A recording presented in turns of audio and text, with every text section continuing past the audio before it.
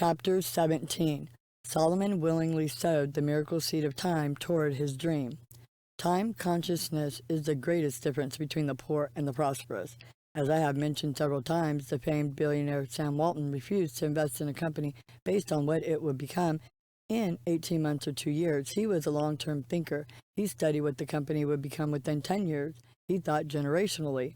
Recently, someone explained that the average American business is based on a 5-year plan. The most successful and effective Japanese companies create 100-year plans. The difference is profound. Time is truly the greatest and most significant gift you have ever received on earth. Think about it. Time is the currency of earth. You have traded time for everything you have. You have been unwilling to trade time for everything you do not have. I really wish I could lose 10 pounds, laminated a friend recently, but I simply do not have the time to go to a health spa and work out every day. I just wish I had the time to do it.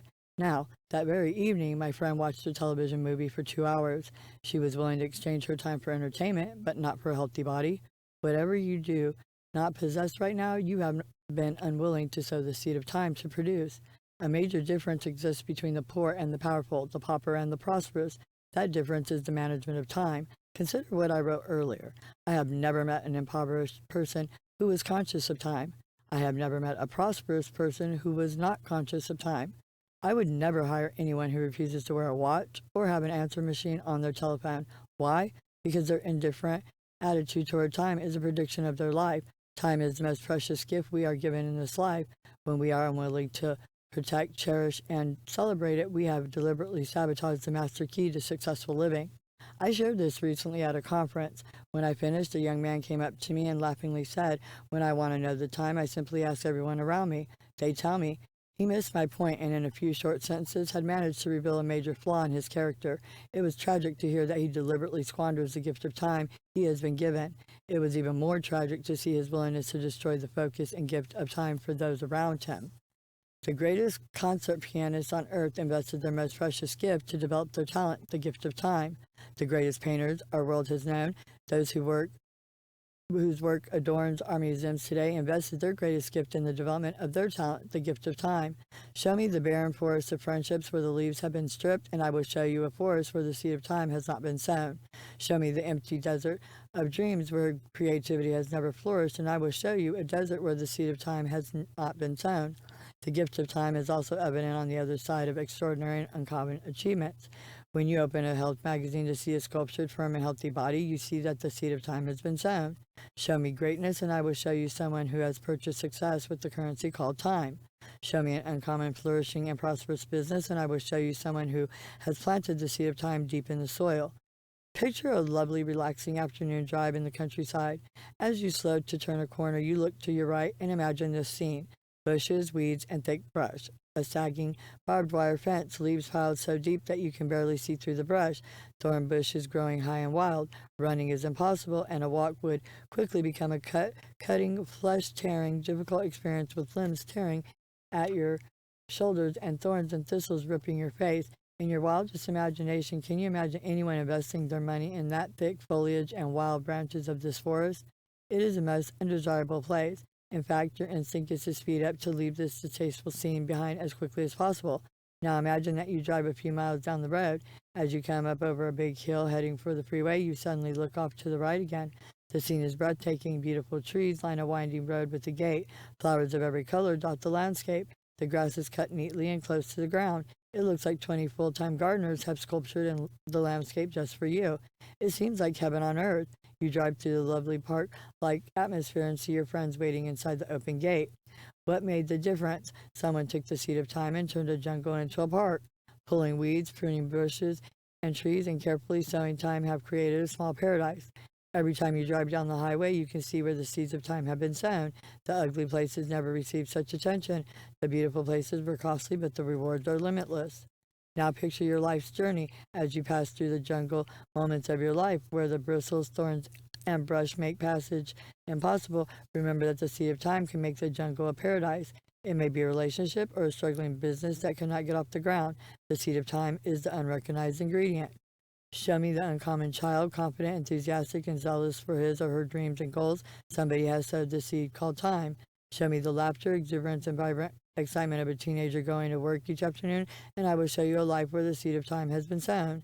Solomon understood that the hidden secret of excellence is the investment of time, whether the goal is to become physically fit, build a beautiful home, or establish a thriving business. The mystery of excellence is always locked in a seed called time. Solomon had a dream. He felt that it was his destiny to build a holy temple that would honor the God of the universe. He had thousands of employees at his call and the resources to pay any amount of money he saw fit. Many countries desired to participate in his project, but he was not hurried. He did not rush. He understood the mysterious, miraculous power of the tiny seed that grows the garden of greatness, the seed called time. The poor often get hurried. Some want to get rich quick overnight. Many will stand in line for nearly an hour waiting to buy a lottery ticket, but few will sit for 2 hours each week in a local college classroom waiting to receive the wisdom and understanding they need. Some spend more money on lottery tickets than they invest in books each month. They do not understand the miracle seed called time. Some parents throw money at their problem children. They will purchase the nicest cars, send them on the longest vacations, and buy the name brand clothes that bring approval from their peers. But when they refuse to sow the miracle seed called time, they often lose everything. Where do you spend most of your time each week? Your answer will reveal what you love the most. Uncommon friendships require uncommon time. Uncommon marriages require uncommon time. Uncommon businesses require uncommon time. Now here are some important questions you must ask yourself. How much time are you willing to invest in order to build a great dream for your future? How much time are you willing to invest to research and gather information about your dream? How much time are you willing to invest in planning each day of your life? How much time are you willing to spend to develop an understanding of those around you? It takes more time to build a skyscraper than to build a small log cabin. Far more time is required to build a Rolls Royce than to build a bicycle. Is your dream really important to you? Is it important enough to absorb your time and attention? If you aren't persuaded that it is worthy of your time, you will never empty your life into it. Solomon took 7 years to build the temple, 7 long and difficult years, 7 years of negotiating contracts. But in 1 Kings 6:38, we see that his dream was big enough to sow the seed of time into. Find something bigger than yourself. Find something worth depositing your whole life into. Find something that will take several years to achieve. Then rally every ounce of energy behind it. Link every relationship and friendship into it. Time is the secret of wealthy. The wealthy think generationally. They think long term. Very few poor people have any legacy for their children. Their obsession is survival, not succession. It is the mystery of success, the ability to think beyond your present. Your energy will only last as long as you're focused. So focus on a long-term goal. This generates energy, enthusiasm, and the life to sustain you for the present. 11 power keys that will help you use your time wisely. 1. Invest whatever time is necessary to produce the highest level of excellence possible in your work. My graphics artist is a rare young man who lives in North Carolina. His work surpasses that of anyone I have ever known. He is meticulous in every detail. I recently contacted him concerning an urgent project.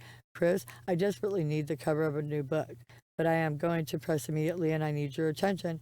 Can you possibly work on it tonight and finish it in the next 2 days? Dr. Murdoch, you know me.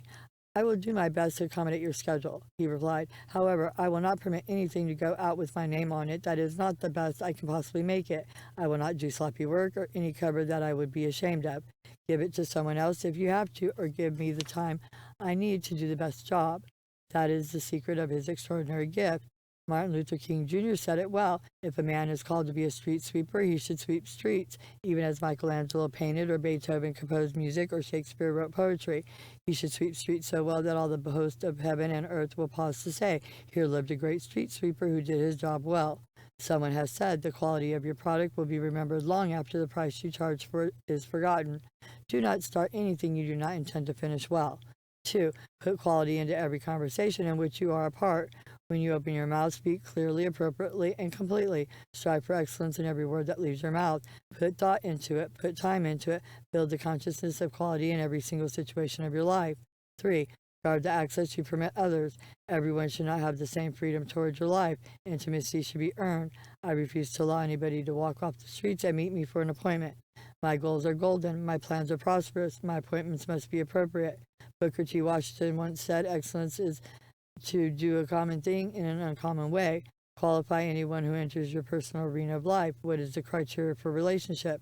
That person must truly desire something you possess and be willing to pay the price for receiving it. That person must possess something you desire from them and be willing to impart it to you. 4. Recognize your personal seeds of time as golden coins you place in the hands of another. If you saw a child throw a $500 gold piece into the gutter, would you hand him several more gold coins?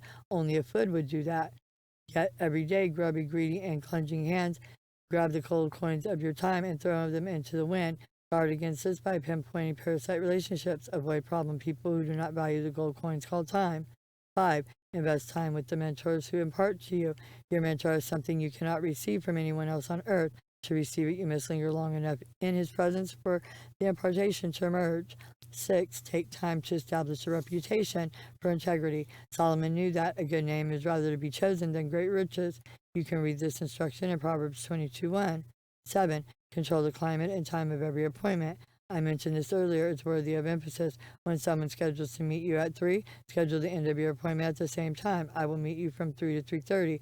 Why is this so important? If a person comes 20 minutes late to the appointment, he or she has decided the briefness of your moments together. You now have only 10 minutes left. You see, everything you do educates those around you. When you allow your time to be treated lightly, time with you becomes less meaningful. 8. Begin training those around you to respect your time. Do not become obnoxious or overbearing about it. Stay kind but firm. Recently, a young man wanted to meet with me. Though my schedule was full and my projects were behind, he seemed so insistent I decided to reschedule all of my projects to accommodate him. At the last moment, he found, I'm involved in a project and I really cannot get away for this appointment, he explained. He wanted to know if we could meet at another time. I explained that I too had many projects. I told him I understood and that if I ever felt that it could occur, I would call him and let him know. Few people around you have any serious plans they are pursuing on a daily basis. Their lunches can run 2 hours and they never think twice. They lack focus and purpose. These kinds of friends will sabotage the golden dreams in your lifetime. 9. Your dream will require much more time than you realize. You will require time for preparation. The time you spend in college, at special seminars and training will prepare you for your dream. It is well worth the investment. You will require time for negotiation. You will have to negotiate costs, the salaries of those who assist you, the purchase of a new building for your business. Take time to understand the importance of negotiation. 10. An uncommon dream will require uncommon meditation. Think on it, meditate on it, study your dreams and goals from every conceivable perspective. What you keep looking at, you will eventually see. What you look at the longest becomes the strongest in your mind.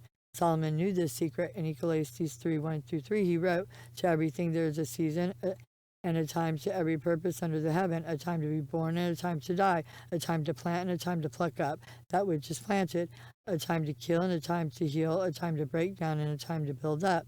Solomon fully recognized the inevitable and irreplaceable rewards of patience. It took 7 long, difficult, and painful years to build the temple, but he achieved his dream. In Galatians 6:9 we read, And let us not be weary in well-doing, for in due season we shall reap, if we faint not.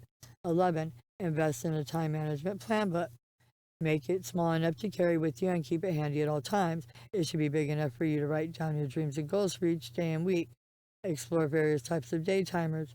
Question those around you who are leading productive lives. Ask them their advice concerning the creation of a time management notebook. Make the extra effort to discipline your life for 30 days. Write out a clear-cut plan each day and work to develop a conscious awareness of time. Solomon used the seed of time to grow. The greatest achievement of his lifetime is one of the golden secrets that helped him become the richest man who ever lived.